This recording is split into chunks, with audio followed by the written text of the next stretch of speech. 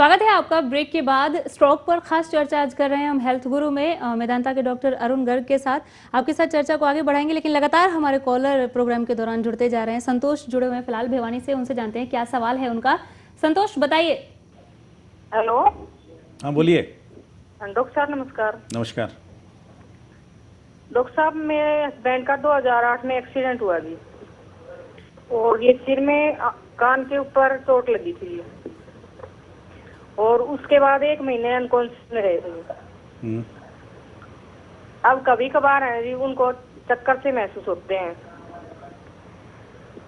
और रिवोट्रिल और ये 2 टेबलेट लेते हैं सर।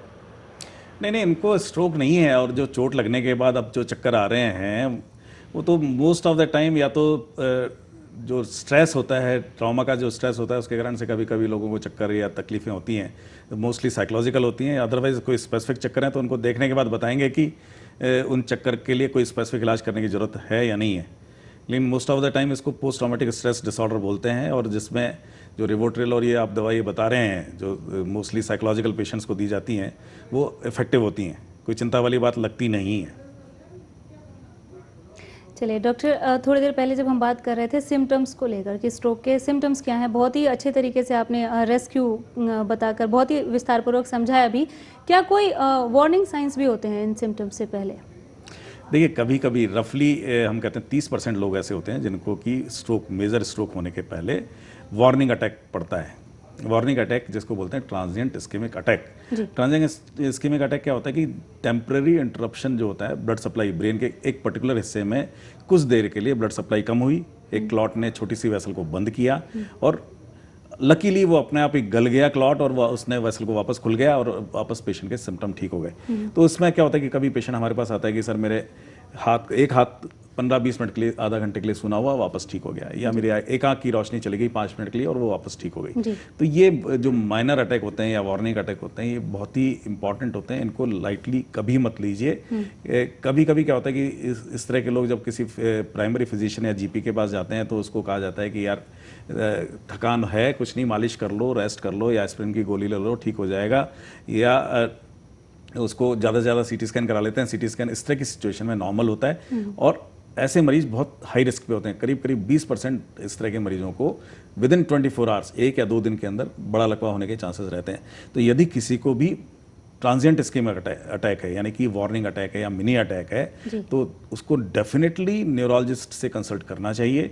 और इस तरह की सिचुएशन है हम एक कंप्लीट लिस्ट ऑफ इन्वेस्टिगेशंस उसमें कराते हैं। यदि पेशेंट ठीक हो गया है कोई बात नहीं, लेकिन दोबारा यदि अटैक हो गया तो हो सकता है पेशेंट जिंदगी भर के लिए अपाहिज हो जाए, तो उसको बिल्कुल भी लाइटली नहीं लीजिए। और उसमें जो इन्वेस्टिगेशन होते हैं, उसमें जो मोस्ट इंपॉर्टेंट इन्वेस्टिगेशन होते हैं कि हम ब्रेन की इमेजिंग कराते हैं, MRI कराते हैं, और साथ में उसकी एंजियोग्राफी कराते हैं। एंजियोग्राफी कराने का पर्पज ये है कि हम देखना चाहते हैं कहीं पे कोई क्लॉट तो नहीं पड़ा हुआ है मेजर वेसल के अंदर, जो अभी एक बार तो गल गया लेकिन दोबारा उसको छोटी वेसल को ब्लॉक कर देगा और परमानेंट लकवा कर देगा। तो ये इमेजिंग इसलिए भी इंपॉर्टेंट है कि कभी कभी जो कैरोटिड वेसल्स होती हैं, जो ब्रेन को खून सप्लाई करने वाली मेन खून की नस होती है, उसमें यदि कोलेस्ट्रॉल जमा है, प्लाक बना हुआ है, कोलेस्ट्रॉल जमा है, तो उसमें हम कहते हैं कि जैसे हार्ट के अंदर स्टेंट डाल देते हैं, वैसे ही ब्रेन की इस नस के अंदर, कैरोटिड के अंदर भी स्टेंट डाला जा सकता है, जिससे कि भविष्य में उसको अटैक नहीं पड़े। चलिए स्ट्रोक के टाइप्स पर बात करेंगे, उससे पहले एक कॉलर और ले लेते हैं, उन्हें सुनते हैं क्या समस्या है उनकी। ललित जुड़े हुए हैं गुड़गांव से हमारे साथ। ललित, अपना सवाल पूछ सकते हैं आप। मैं डॉक्टर साहब ये पूछना चाहूँगा कि मेरे फादर हैं जी, उनको पीछे मैंने न्यूरोलॉजिस्ट को दिखाया था, उनकी 3 फिंगर्स में सुन हो गई थी। हाँ, और दिखाया, ट्रीटमेंट कराया, लेकिन कोई फर्क नहीं पड़ा है। अभी वो सारा ट्रीटमेंट छोड़ दिया उन्होंने। नहीं, अब 3 फिंगर सुनी है तो हम मोस्ट प्रॉब्ली हम कहते हैं कि उनको कार्पल टनल सिंड्रोम है, और कार्पल टनल सिंड्रोम जो है स्ट्रोक तो है नहीं। फिर भी यूजुअली यहाँ पे जो हथेली में एक नस जाती है जिसको बोलते हैं मीडियन नर्व, यदि मीडियन नर्व दब जाएगी तो आपका अंगूठा और ये 3 उंगलियाँ, 3.5 उंगलियों के अंदर सूनापन आ जाता है। और वो सूनापन आता है वो क्योंकि यहाँ पे नस दब जाती है। उसका सिंपल सा इलाज होता है कि एक छोटा सा हम एंडोस्कोप के थ्रू ऑपरेशन करते हैं, 2 मिनट का ऑपरेशन होता है, उसको नस को फ्री कर देते हैं, पेशेंट के सिम्टम ठीक हो जाते हैं। तो आप कभी ला के दिखाइएगा, ठीक हो जाएंगे। चलिए एक बार फिर से अपने दर्शकों को बता दें कि आज हम हेल्थ गुरु में स्ट्रोक पर खास चर्चा कर रहे हैं। मेदांता के डॉक्टर अरुण गर्ग के साथ सीनियर कंसल्टेंट न्यूरोलॉजिस्ट हैं हमारे साथ। आप संबंधित सवाल पूछ सकते हैं, हमारे नंबर लगातार आपकी टीवी स्क्रीन पर फ्लैश हो रहे हैं। पानीपत से एक और कॉलर हमारे साथ जुड़ गए हैं, उन्हें सुन लेते हैं, फिर चर्चा को आगे बढ़ाएंगे। प्रवेश है पानीपत से, प्रवेश पूछिए। प्रवेश, आप सुन पा रहे हैं हमें?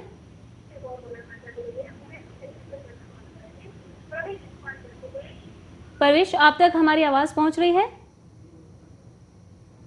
चलिए दोबारा जुड़ने की कोशिश करेंगे। ये आपसे ये पूछना चाहेंगे यहाँ पर स्ट्रोक के टाइप्स क्या हैं, कितने प्रकार का होता है, क्या लकवा से जोड़कर इसे देखा जा सकता है या फिर पैरालिसिस जो है वो भी एक टाइप है इसका? देखिए, स्ट्रोक के टाइप्स की जहाँ तक बात करते हैं तो दो मेजर टाइप होते हैं। एक होता है इस्कीमिक, यानी कि खून की नस में क्लॉट के कारण से रुकावट आना, और दूसरा होता है हेमरेजिक, यानी कि खून की नस का फट जाना। ये ब्रॉडर ग्रुप्स हैं। तो यदि हम इस्कीमिक की बात करते हैं तो अगेन इस्कीमिक को हम बहुत सारे तरहों में डिवाइड कर सकते हैं। जो कॉमन कॉजेज हैं, हम कहते हैं कि ब्रेन की छोटी नसों में दिक्कत है, उसको बोलते हैं स्मॉल वेसल डिजीज। बड़ी नसों में कैरोटिड वगैरह में दिक्कत है, उसको बोलते हैं लार्ज वेसल डिजीज। बहुत ज़्यादा इसकी डिटेल में जाने की जरूरत नहीं है, लेकिन एट द सेम टाइम कभी कभी कुछ लोगों को हार्ट के कारण से इस्कीमिक अटैक्स होते हैं। क्यों? सारी खून की नसें जो हो रही हैं हार्ट से ओरिजिनेट कर रही हैं। अब जब हार्ट से ओरिजिनेट कर रही हैं तो यहाँ से खून की नसें निकली, कैरोटिड निकली और ऊपर ब्रेन में जा रही हैं। यदि मान लीजिए कुछ लोगों को हार्ट के अंदर क्लॉट बनने की संभावना है, कुछ लोग होते हैं जिनके कि हार्ट की मसल्स वीक होती हैं, कुछ लोग होते हैं जिनकी हार्ट की गति इरेगुलर होती है, एट्रियल फिब्रिलेशन, इस तरह के लोग होते हैं जिनको कि हार्ट के अंदर क्लॉट बनने की संभावना होती है। जब हार्ट के अंदर क्लॉट बन के और उछल के वो ऊपर ब्रेन की नस को बंद कर देगा तो उसको बोलते हैं कार्डियोएम्बोलिक स्ट्रोक। अब इस तरह के जो लोग होते हैं कार्डियोएम्बोलिक स्ट्रोक वाले, उनको हम उनका ट्रीटमेंट थोड़ा सा डिफरेंट हो जाता है। हम उनको कहते हैं एंटीकोगुलेंट रखना पड़ेगा और खून को पतला बहुत ज़्यादा करना पड़ता है। कभी कभी इस तरह के मरीज होते हैं जिनमें कि हम कहते हैं कि हार्ट के अंदर एक एरिया होता है लेफ्ट एट्रियम, उसमें क्लॉट बनने की संभावना सबसे ज़्यादा होती है। हम उसको बंद कर देते हैं, एक छोटी सी डिवाइस नस के थ्रू डाल के उसको बंद कर देते हैं जिससे क्लॉट नहीं बने। दूसरा एक मेजर ग्रुप होता है कि कैरोटिड, जो मैंने पहले भी बताया कि कैरोटिड में यदि कोलेस्ट्रॉल जमा है तो उसमें स्टेंट डाल के उसको खोल देते हैं। तो ये मेजर इस्कीमिक स्ट्रोक हो गए।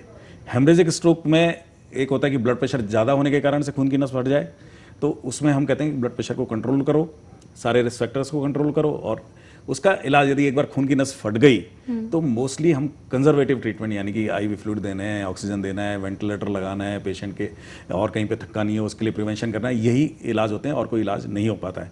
तो इसलिए प्रिवेंशन करना इज मोस्ट इम्पॉर्टेंट जी, कि ब्लड प्रेशर का आप ध्यान रखिएगा और बाकी सारे रिस्क फैक्टर्स को कंट्रोल करके रखिएगा।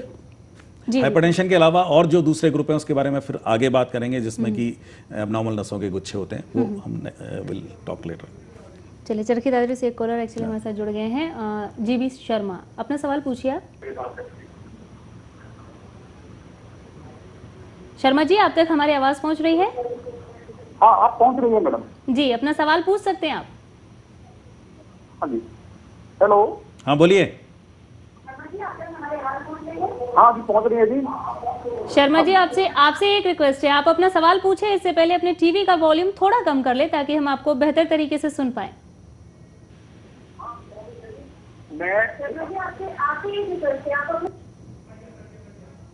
इनसे हमारा संपर्क टूट गया।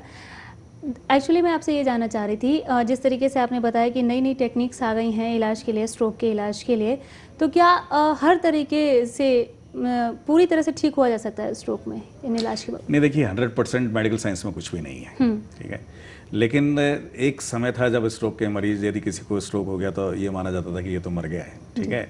अब इसके लिए कुछ नहीं किया जा सकता, वो ज़माना अब बदल गया है।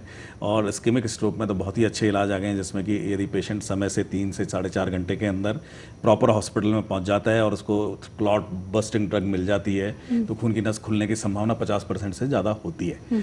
यदि मान लीजिए नहीं खुली खून की नस, उसकी क्लॉट बर्डन ज़्यादा है, तो भी हमारे पास टेक्निक्स हैं। कुछ गिने चुने अस्पतालों में ऐसी टेक्निक्स होती हैं जिसमें कि हम कैथ लैब में ले जाते हैं, तार डालते हैं, क्लॉट को मैकेनिकली पुल कर लेते हैं, खींच लेते हैं, बाहर कर लेते हैं। तो इस्कीमिक स्ट्रोक में तो बहुत अच्छे ऑप्शंस आ गए हैं, लेकिन एट द सेम टाइम जो हेमरेजिक स्ट्रोक की हम बात कर रहे हैं उसमें कभी कभी क्या होता है कि खून की नसों का एबनॉर्मल गुच्छा है, जिसको बोलते हैं एवी मालफॉर्मेशन, या किसी को बैलोनिंग हो गई है, खून की नस कहीं से कमजोर होकर और उसमें गुब्बारा बन गया, जिसको बोलते हैं एन्यूरिज्म। इस तरह के मरीज जो होते हैं उसमें उसको भी हम कैथ लैब में ले जाते हैं, पैर की नस के थ्रू तार ऊपर ले जाके, और यदि एन्यूरिज्म है तो उसमें कॉइल भर देंगे जी। एवी मालफॉर्मेशन है तो उसमें हम उसकी जो मेन फीडर वेसल होती है उसको बंद कर देते हैं, जैसे उसको बंद कर देंगे तो धीरे धीरे नसों का गुच्छा सूखने लग जाता है। तो इस तरह की टेक्निक है। इसके अलावा कभी कभी कुछ मरीजों को रेडियोथेरेपी भी देते हैं, जिससे कि बचा हुआ गुच्छा उससे सूख जाता है रेडियोथेरेपी से। जी, निहालगढ़ से एक कॉलर हमारे साथ जुड़ गए हैं, इन्हें पहले सुन लेते हैं। दिनेश हैं, पूछिए अपना सवाल। दिनेश, आप तक हमारी आवाज़ पहुंच रही है? लगता है इनके साथ हमारा संपर्क टूट गया। आपसे एक ये जानना चाहेंगे, जो आप ये बेहतर इलाज बता रहे हैं कि नई नई टेक्निक्स आ गई हैं, कितना खर्च आएगा? देखिए, जो भी नई टेक्निक आती है उसमें बहुत सारे चीज़ें इन्वॉल्व होती हैं, इक्विपमेंट्स होते हैं, एक्सपर्टीज़ होती हैं, स्पेस इज़ रिक्वायर्ड, तो कॉस्ट तो ज़्यादा होती ही है। लेकिन फिर भी देखा जाए तो यदि हम इंट्राविनस थ्रोम्बोलिसिस की बात करते हैं कि अधरंग यदि किसी को हुआ, लकवा हुआ और उसको इमीडिएट हॉस्पिटल में पहुंच गए और उसको खून की नस के थ्रू क्लॉट बस्टिंग ड्रग दे दिया, तो उसमें कॉस्ट हम कहते हैं कि यदि मान लो 70 किलो आपका वजन है तो दवाई की कॉस्ट हो जाती है रफली 70,000 रुपये। जी। बाकी 30,000 रुपये हॉस्पिटल की कॉस्ट मानो तो 1 लाख रुपए में पेशेंट का इलाज हो जाता है। अगले दिन या उसके अगले दिन पेशेंट की अस्पताल से छुट्टी भी हो जाती है। लेकिन यदि आप कंपेयर करो कि ये वाला मरीज़ जो क्लॉट बस्टिंग ड्रग का ट्रीटमेंट नहीं लेता और ज़िंदगी भर के लिए अपाहिज हो जाता है, जी। तो उसकी कॉस्ट कितनी ज़्यादा बढ़ जाएगी। वो एक अर्निंग मेंबर, जैसे कभी मेरे पास एक आया, ड्राइवर था, पेशे से ड्राइवर था, अकेला अर्निंग मेंबर अपनी फैमिली का, वो स्ट्रोक करके आया हमारे पास।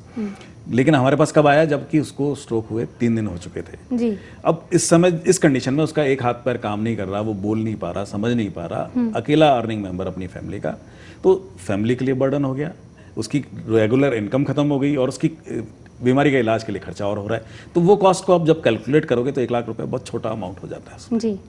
चलिए डॉक्टर, बहुत ही अच्छी चर्चा चल रही है, आगे बढ़ाएंगे, लेकिन फिलहाल थोड़ा विराम लेना पड़ेगा। ब्रेक लेंगे हम यहाँ पर, एक हमारी मजबूरी है, एक छोटा सा ब्रेक, तुरंत लौटेंगे।